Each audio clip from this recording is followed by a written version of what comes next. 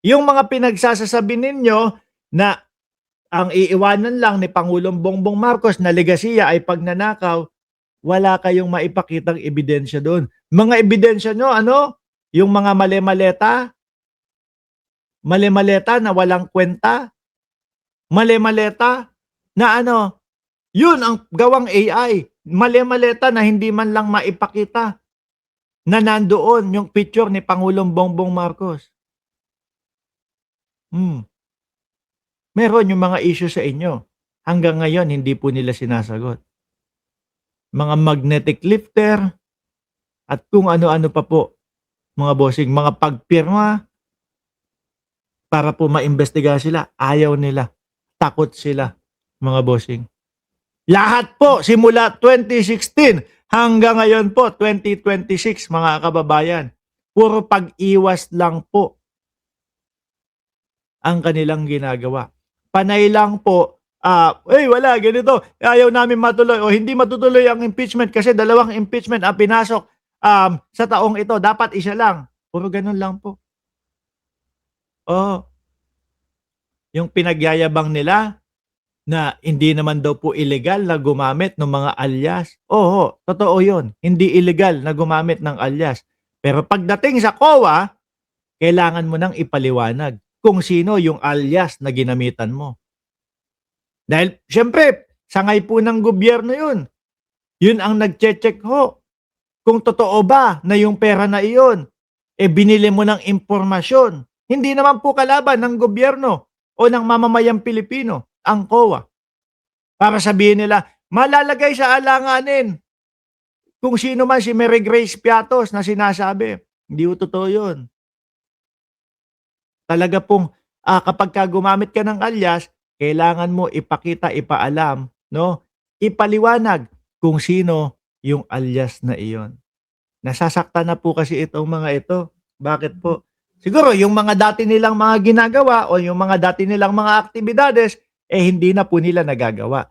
Kaya, binabanatan, binibira, at hindi po hinihintuan si Pangulong Bongbong Marcos. Sabi ni Duka, yung mga maleta na pinopost nila, may date ng taon, nakaupo pa si Digong. Oo, pakita ko sa inyo yun ha. Isama ko lang ho. No? Pinakita ito eh. Tapos si Baligod umaaray daw. Ayan iba na ho kasi ngayon yung teknolohiya, mga kababayan. No? Lahat po makikita na, lahat na mate-trace na. Kung dati pa nga lang pati yung mga lumang bato, milyong-milyong taon na 'di ba? Na nakikita kung kailan ipinanganak yung bato, ibinanganak yung bato. Kailan kaya pinanganak yung bato, no? Hanggang ngayon nagtatago pa din ho yung bato. Ayan nate-trace. Nakikita, nalalaman kung kailan ginawa yung mga o kailan pinicturean itong mga pag-picture. Tsaka yan na lang po, yan yung mga ginagamit nila Boss Pulong. Oh, yan yung mga pinapaniwalaan ng mga DDS na kanila daw pong ebidensya na kung makikita mo sila doon sa mga social media, kung mga mag-react, akala mo totoong totoo. Akala mo alam na alam. Akala mo nakita nila na nandun talaga si President Marcos. Ay meron ba? Nasaan? Agilapin natin yan. Si Linda Orillaneda. Ang dami mong satsat, wala namang kwenta bakit mababa ang trust rating kung magaling ang iyong presidente. King inang yan. Kayo na lang naniniwala dyan eh. Sabi ko nga sa inyo, hindi pwedeng hindi maniwala ang mga DDS doon sa mga pinapakalat ng kanilang mga kasamahan na mga trust rating ni Pangulong Bongbong Marcos. Hindi pwedeng hindi sila maniwala. Kasi nga po, kasama siya doon sa uto-uto. Di ba? Paano papaniwalaan ng mamamayang Pilipino yan? Bumababa ang trust rating ni Pangulong Bongbong Marcos. Samantalang siya ang nagpapaimbestiga, siya ang nagsimula, siya ang naglatag sa ating lahat. Ito yung 15 kontraktor na nangunguna sa nangunguna na makakuha ng mga proyekto sa gobyerno. hanggang sa nagsala-salabat na po, hanggang sa naggala-galamay na po, umabot na sa mga pangalan ng mga senador. Hmm, tapos siyempre kabilang banda, Sara Duterte tumataas yung ratings. Sige nga, nasaan ba yung kaninang nag-comment diyan? 'No? May tatanong lang ako sa iyo. Hmm, ano ang pinagbasihan ng pagtaas ng ratings ng Vice Presidente? Gusto ko lang marinig from the DDS, 'no? Gusto ko lang makakita nung pagtatanggol galing sa DDS. Mark, ganito tuturuan ko kayo, example. Mark, kaya tumataas ang ratings ng Vice Presidente kasi nagtanim siya. Kasi may tree planting siya. Bigyan nyo kami ng ebidensya o nalalaman ninyo na naging dahilan kung bakit tumaas ang trust rating o kung bakit mas nagtitiwala ang mamamayang Pilipino kay Vice Presidente Sara Duterte. Siya lang! Putay na, baka nilabasan nyo na naman ako. Baka umalis na naman kayo. Di ba? Gusto nyo ako magbigay kung bakit hindi pinagtitiwalaan ang Vice Presidente?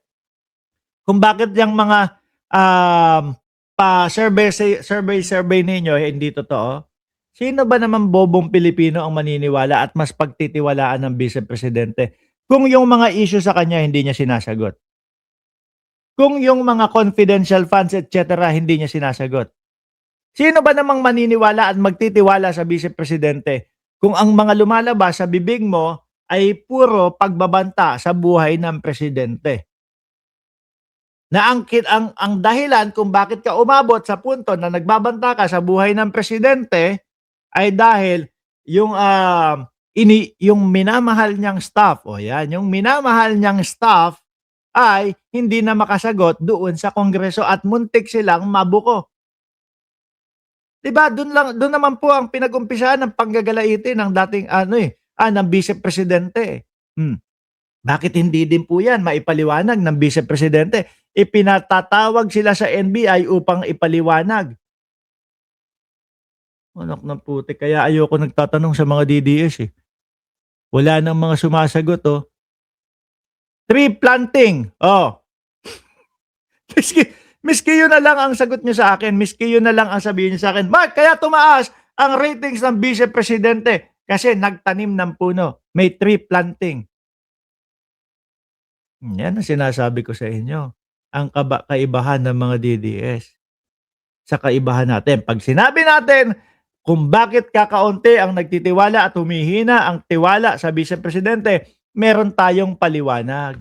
Ang mga DDS kapag ka nagsalita po, mga kababayan, wala nang paliwanag. Ang importante sa kanila, maiparinig, maiparating doon sa tenga ng mga Pilipino yung pamumulitika nila. Wala na. Umalis na. O iwan na ho natin ito, mga kababayan.